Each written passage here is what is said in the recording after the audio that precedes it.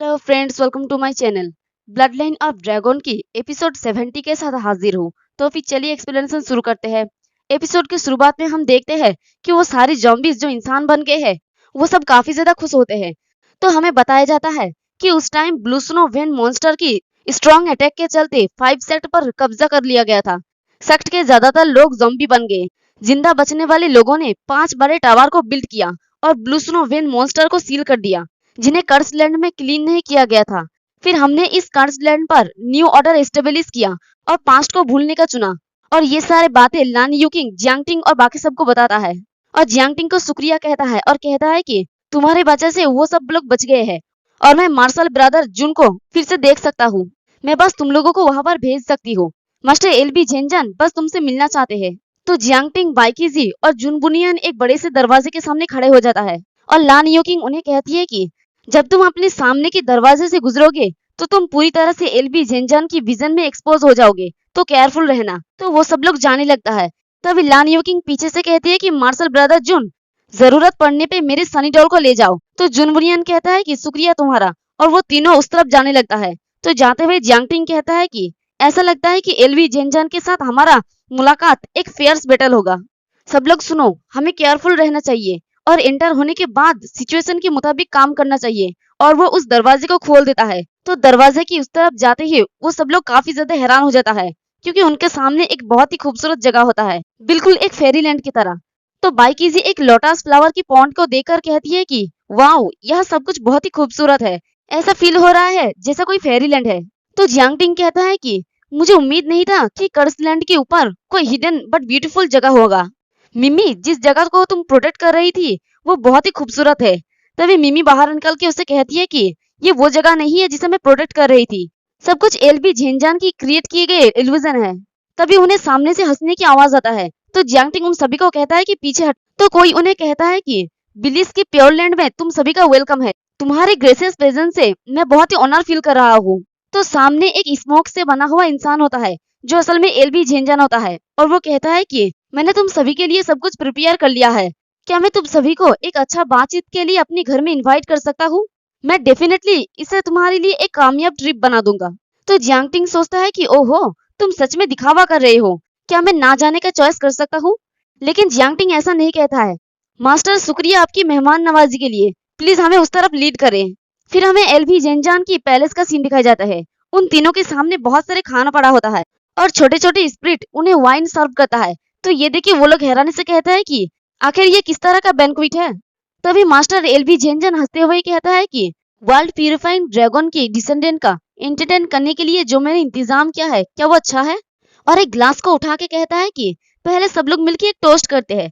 तो बाइकीजी अपनी ग्लास को देख के सोचती है कि एलबी झेंजन का खाना और ड्रिंक जहरीला नहीं होगा, है ना? मुझे क्या करना चाहिए? और वो जियांगटिंग की तरफ देखता है, लेकिन जियांगटिंग तो बड़ी मजे से सारा खाना खाता है और ड्रिंक भी करता है और कहता है कि ये काफी अच्छा वाइन है, और सोचता है कि अगर वो सच में एक विशेष ब्लो स्ट्राइक करना चाहता है तो उसे इतनी ज्यादा हलचल करने की जरूरत नहीं है। मैं सच में देखना चाहता हूँ कि वो क्या करना चाहता है। तो मास्टर एलबी झेंजन हंसते हुए कहता है कि मिस्टर जियांग, आप सच में स्ट्रेट हो। मैं आपसे दोस्ती करना चाहता हूँ। चलो अच्छा वाइन भरो। और वो अपनी ताली बजा के अपनी स्प्रिट को अड्डा देता है। तो एक छोटा सा स्प्रिट आके जियांगटिंग की ग्लास को भरने लगता है, लेकिन तभी जियांगटिंग उसके ऊपर अपने हाथ को रख देता है और कहता है कि रुको मास्टर एलबी, अगर होस्ट मेरे लिए वाइन पोर नहीं करता तो मैं ऐसे ड्रिंक नहीं करूंगा। तो ये सुन के मास्टर एलबी सोचता है कि ओहो, तुम में सच में दम है। ये लड़का मेरी ही जगह पर मुझे टेस्ट करने की हिम्मत कर रहा है, और अपनी जगह से उठ के जियांगटिंग के सामने आके खड़ा हो जाता है। तो ये देखिए बाइकीजी और जुनबुनियन थोड़ा हैरान हो जाता है और सोचता है कि अब क्या होने वाला है। तभी मास्टर एलबी अपने हाथों में वाइन की जार को लेकर हंसते हुए जियांगटिंग को ड्रिंक पोर करता है और कहता है कि एक ऑनरेबल गेस्ट को ट्रीट इसी तरह से करना चाहिए। आपकी जरूरतों को नजरअंदाज करना और इम्पोलाइट होने के लिए सॉरी। तो जियांगटिंग भी थोड़ा मुस्कुरा के कहता है कि मास्टर एलबी, आप इतने उदार हैं कि आप ऐसे पर्सन नहीं लगते जिसने 5 सेक्ट को नुकसान पहुंचाया हो। लेकिन इतना हार्ड वर्क करने के बाद क्या आपको इमॉर्टल ड्रैगन की इनहेरिटेंस मिला है? तो ये सुन के मास्टर एलबी हंसते हुए कहता है कि मिस्टर जियांग, आप बहुत कुछ जानते हैं। उस टाइम एंड तक मुझे पता नहीं चला कि वर्ल्ड प्यूरिफाइंग ड्रैगन का डिसेंडेंट ही इनहेरिटेंस को खोल सकता है। इससे मैं बहुत परेशान हो गया। तो मैंने बस 5 सेक्ट के लोगों को ज़ॉम्बी में बदलने के लिए कर्स्ट का यूज किया, लेकिन ये सिर्फ उन्हें स्टूपिड होने के लिए ब्लेम कर सकता है। इसलिए मैं सिर्फ कुछ ही ट्रिक से 5 सेट को आसानी से डिसइंटीग्रेट कर सकता हूँ। अगर वो अपने लालच और अपने सेल्फिशनेस कैलकुलेशन नहीं होते तो मैं इसे इतनी आसानी से नहीं किया होता। इससे भी ज्यादा रेडिकुलस बात यह है कि अभी भी वैसे वो लोग हैं जो मानते हैं कि मैं 5 सेट का सेवियर हूँ। और ये सब सुन के जॉन बुनियन काफी ज्यादा गुस्सा हो रहा था। तभी वो पंच मार के अपने सामने की टेबल को तोड़ देता है। एलबी झेंजान, तुम उसे 5 सेट तक कैसे पहुंचा सकते हो? तो ये देख के मास्टर एलबी झेंजान भी काफी ज्यादा गुस्सा हो जाता है और कहता है कि तुम्हारा हिम्मत भी कैसे हुई मुझ पर चिल्लाने की। और वो एक छोटी सी स्प्रिट को पकड़ के बड़ी तेजी से जुन बुनियन की तरफ फेंक देता है। तुम्हें तो ये देख के मास्टर एलबी झेंजान भी काफी ज्यादा गुस्सा हो जाता है और कहता है कि तुम्हारा हिम्मत भी कैसे हुई मुझ पर चिल्लाने की। और वो एक छोटी सी स्प्रिट को पकड़ के बड़ी तेजी से जुन बुनियन की तरफ फेंक देता है। तुम्हें क्या लगता है कि तुम कौन हो? तो ये देख के जियांगटिंग काफी ज्यादा परेशान हो जाता है और बाइकिजी भी काफी ज्यादा घबरा जाती है। तभी जियांगटिंग जुन बुनियन के सामने आके उस स्प्रिट को पकड़ लेता है और कहता है कि मास्टर एलबी, क्या ये आपकी मेहमान नवाजी का तरीका है? और मास्टर एलबी के पीछे और 2 स्प्रिट आ जाता है। मास्टर एलबी गुस्से में कहता है कि मिस्टर जियांग, आप मेरी इनहेरिटेंस को ब्रेक थ्रू करने की चाबी है। मैं आपको नहीं मारूंगा, लेकिन मैं श्योर नहीं हूँ कि मैं बाकी लोगों को नहीं मारूंगा। बिलीज की इस प्योर लैंड में मैं सुप्रीम पावर हूँ, इसलिए परेशानी खड़ा मत करो। तो जियांगटिंग ने जिस स्प्रिट को पकड़ा होता है वो आहिस्ता से फटने लगता है और वहां पर एक बड़ा सा ब्लास्ट होता है। तो वक्त रहते ही जुनबुनियन, बाइकिजी और जियांगटिंग पीछे हट जाता है और जियांगटिंग घसीटते हुए दूर तक जाता है। तभी मिमी कहती है कि जियांगटिंग, क्या तुम ठीक हो? तो जियांगटिंग कहता है कि ओहो, मैंने तो इसे कुछ ज्यादा ही अंडरएस्टिमेट किया था।